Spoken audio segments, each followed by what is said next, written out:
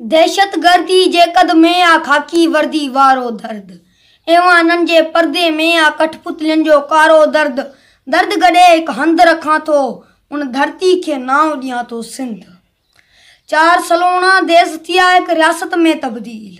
4 सलोणा देश थिया हिकु रियासत में तब्दील रीत सकाफ़त जंजी थी वई सियासत में तब्दीली जा उठ डोड़ाए चमन कयो वीरान तब्दीली जा उठ डोड़ाए चमन कयो वीरान तारीखन के पढ़ंदे पोड़ा सब माण्हू हैरानी में शामिल आहे कुल वक्ती के ॾारो दर्द दर्द गॾे हिकु हंधि रखां थो उन धरती के नाव ॾियां थो सिंध। हिकिड़ा ख़तमनि जा ख़ादिम थी दर दर वेराइन बीख हिकिड़ा ख़तमनि जा ख़ादिम थी दर दर था वेराइन बीख खुददारी के हाराइण लाइ नगर नगर फैलाइन बीख वठण वारनि के कहिड़ो आज़ादी सां उन्स खुददारी जो अंत रखे तो बर्बादी सां उन्स पैनू जी आल थी पवंदी आ क़ौमन लाइ कटारो दर्द दर्द गॾे हिकु हंधि रखां थो उन धरती के नाव ॾियां थो सिंध। हिकिड़ा तक जा चूंडियल माण्हू जन जे मन में मेर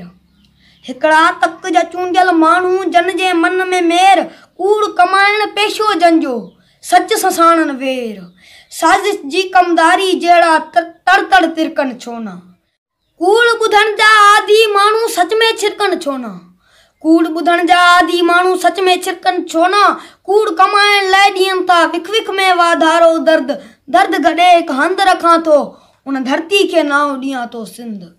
हिकिड़ा मोह मुआफ़िक माण्हू गोली ताईं क़ैद हिकिड़ा लोह कणनि जा कैदी खोली ताईं क़ैद तारीख़नि में वरजायो वियो उन कैदी जो मान धरती जन के प्यारी आहे नाहे प्यारी जान धरती जन के प्यारी आहे नाहे प्यारी जान जान वठे तब थींदो नाहे सोडन खां सो भारो दर्द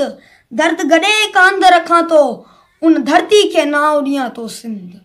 ॻाल्हि गरी जा आऊं कयां थो छिरकी छिरकी छेद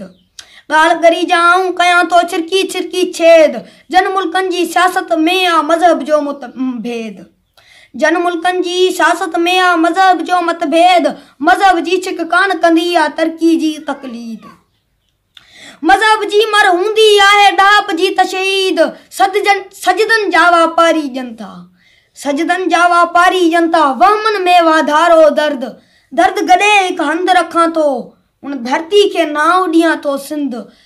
सभु दर्द गॾे हिकु हंधि रखां थो उन धरती के नाव ॾियां